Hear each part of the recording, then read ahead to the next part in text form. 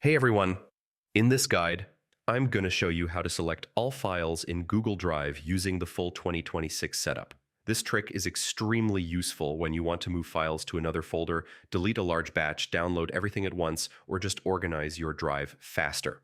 So first, open your browser, go to drive.google.com and log in with your Google account. Once your Drive dashboard loads, we're ready to begin. Start by opening the folder where your files are stored. You can be inside My Drive, shared with me, or any custom folder you've created. Make sure the files are visible on your screen before using the shortcuts.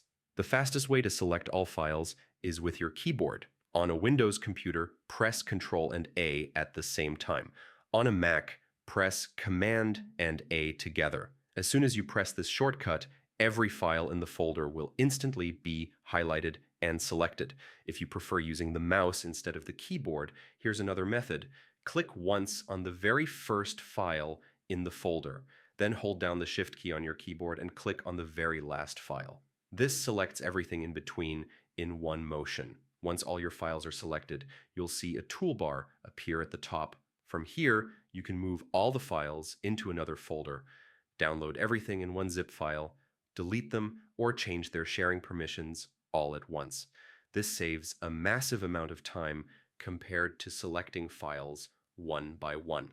If you're using Google Drive on your phone, the process is slightly different. There is no full Select All button on the mobile app. Instead, you need to tap and hold one file to activate selection mode, then tap the rest of the files manually one by one.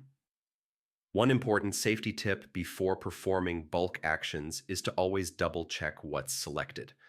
Accidentally deleting or moving large groups of files can cause serious problems, especially if they include shared or work-related documents, and that's it. That's how to select all files in Google Drive using the 2026 setup. Once you memorize these shortcuts, managing your drive becomes much faster and easier. Thanks for watching, and I'll see you in the